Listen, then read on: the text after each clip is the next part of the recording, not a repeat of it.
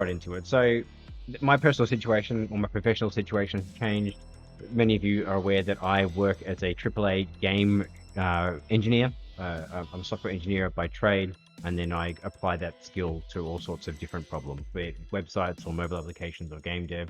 The last 2.5 years, I have been a professional game developer because I've wanted to make games, my own games, so badly, and I wanted to learn the best way possible to do that. That unfortunately came to an end very recently.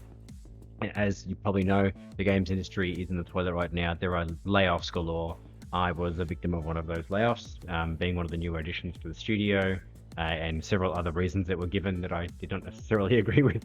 But that's kind of how it stands.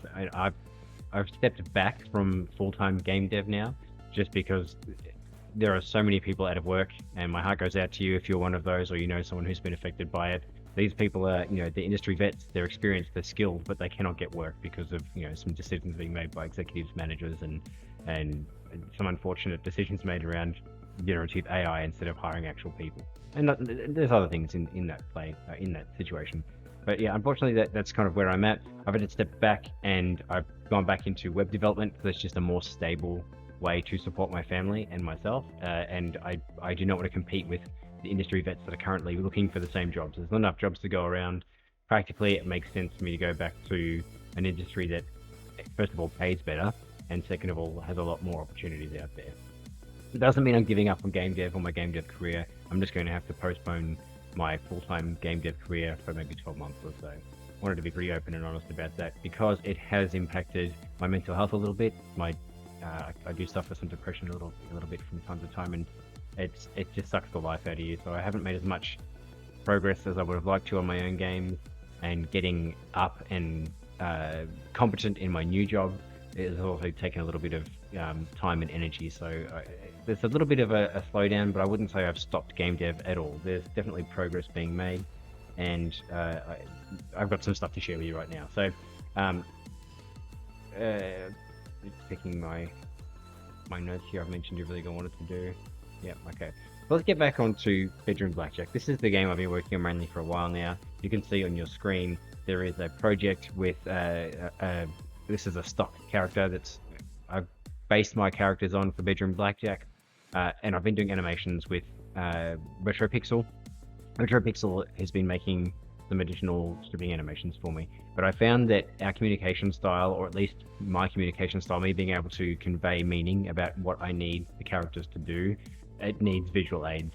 And when it came to me saying move this hand here, change the speed there, speed it up, it just made sense for me to make an application. So I just wanted to show you quickly. This is my application I made for RetroPixel.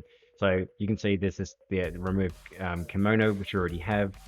There is this remove bikini top, and then you can also put the bikini top back on. It plays in a loop. The reason this is important is I wanted to share with RetroPixel my thoughts. What's the ideal speed? What's the existing animations, the quality of those animations, the fluidity of those, so that when he actually goes to make this brand new one, for instance, with removing a one-piece swimsuit, it's a little bit lopsided when it comes to speed and a little bit slow. So I'm able to go in and say, look, with the removal of swimsuit, played at about 1.73 speed, and at this frame, make this change at that frame, so on and so on. So this has actually been really positive. It took me, I think, 2 hours to make this thing, but it means that I can do quick things like, sorry, I shouldn't do that. You can remove the clothing so the artist can see the form underneath the clothing, and then there's different props and things that we can add to aid them in the way that they do that. So that's that part. RetroPixel is currently making animations. I've had 6 delivered. We're working through those. There's a total of 21 stripping animations because there's lots and lots of clothing items inside of Bedroom Blackjack, lots of outfits. So that's currently underway. And then what I wanted to mention is also we've got Alias, who is doing my 3D art. So let me just change my overlay here to other app. I'll just minimize this so you can see my image. So this is actually, I've skipped ahead. So this is Alias. He's making the outfit for the final character in Bedroom Blackjack. Her name is the Mistress of Cards. She's a bit mysterious. It's this kind of Venetian style clothing item that I took a long time to design and come up with, and then Alias just took it and ran with it. It's so much better than I had in mind. So this is just a 2D mock-up for right now. This is basically made and skinned. The details are in. It comes with some other features like gloves and masks and stockings and different types of boots, but I won't show that right now because they're still kind of in the works. But the main thing that was holding us up was the swimsuit. So the swimsuit has been changed. So this is more of a teddy style lingerie, not swimsuit. It resembles the swimsuit, and it is removed in 2 stages. So it's fully worn, and then the straps are taken off and it's rolled down to the torso, and then it's removed entirely. So that's Alias's work. I'm sure that's going to be about a week more to complete the textures for all of the outfits and swimsuits to make sure that this level of undress works correctly. But that's pretty exciting. I'm happy about that. And then I've got the last little piece of news of the bedroom Blackjack is oh yeah, I wanted to mention really quickly. So we've got costumes in works. I've also got I just put them on overlay on. Let me go back to other scenes here.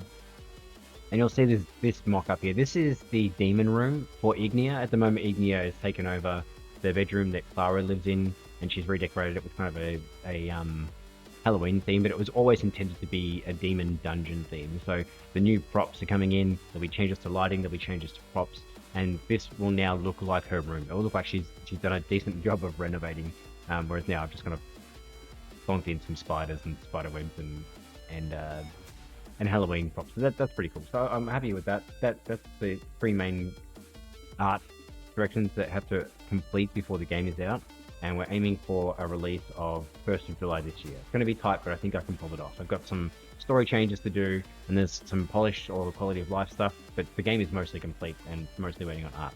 And then I'll go ahead and I will change gears and I'll talk to you about this new game that I've started making, really just because of there's a bit of opportunity there, and I wanted to test out some of my game engineering and my game architecture learning from my 2.5 years of making games, so that I could take that and apply it to Monster Girl Tailes. Monster Girl Tailes does have some issues when it comes to performance and other bits and pieces like that. So I'm going to switch my overlay, and you can see I've got this beach scene.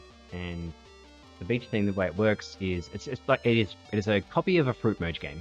For the fruit merge game, usually you drop types of fruit. The fruit makes ever increasingly bigger fruit. The twist here is that the fruit is actually going to be boobs, actual boobs with bikinis on them. And then as you merge, you'll see they get slightly bigger. They can be bumped around. There's physics that applies here. And then let me see if I can get something to happen here.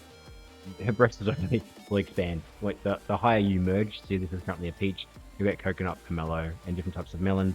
Once you merge those, her boobs will grow. Once you get to the very, very top of the watermelon and you reach your target score here, her outfit will dissolve, and then the next girl will come in. So it's a really simple puzzle merge game, but it allows me to practice some lighting, some engineering stuff. That is about 90% done. Honestly, this game is mostly done. I've had to commission some art to get that to a point of completion, but that is that's really all that needs to happen. That's pretty close to being finished. I did want to mention really quickly that there will be 10 levels. There will be 10 different characters and 10 different outfits and all that kind of stuff, so it should be interesting. It'll take a little bit of skill and time to complete it, and there are 3 stars you can earn. So there's you get a star for completing the level to reaching the target store. You get another star for beating the time limit, and you get a 3rd star for if you're able to merge all of the melons all the way up to this watermelon, which I'm calling the Megamelon.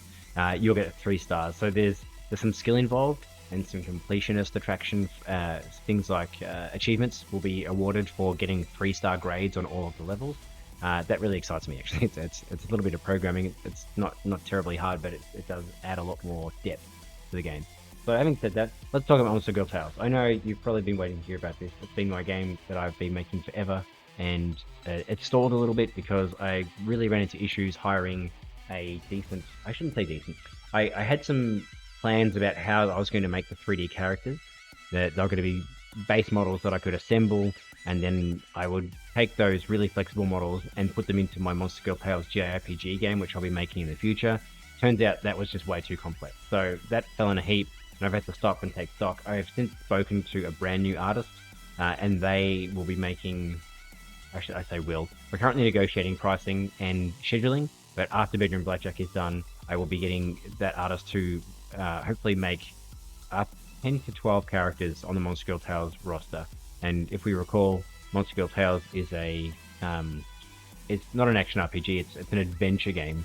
It's a Monster Girl themed game that it's got this anime style. It's got quite rich, vivid colors. I've got the cheat on right now, so I can run around and show you the levels a bit better. There's your nemesis here, and then there are different types of monster girls that reside in this world. There's different types of levels. There's items to pick up and merge, combine, and gift with the girls. You can talk to them. There's a whole bunch of stuff you can actually do in it, and it's this game is really near and dear to my heart, and I've unfortunately had to put it aside just to clear some issues with engineering and with proper characters, but I will be getting back to that very soon. The big news is that that artist is really excited about working with me, so I do hope that in the very near future, let's say August, we should have contracts and we should be delivering the first of the new characters.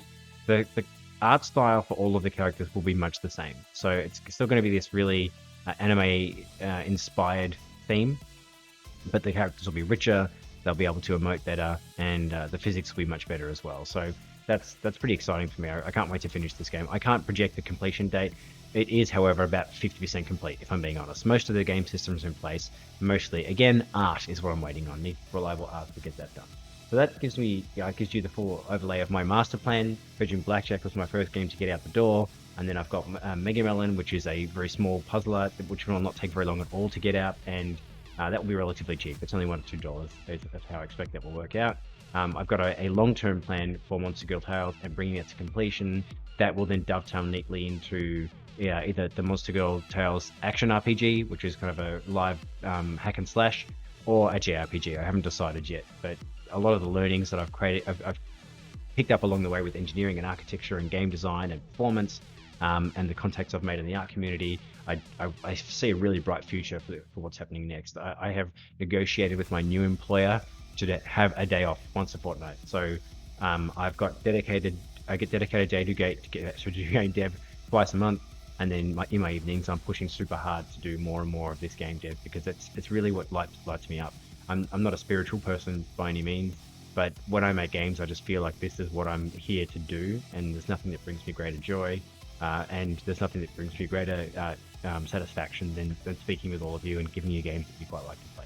So anyway, with that, I'm just going to cut the video. I'm going to finish the stream.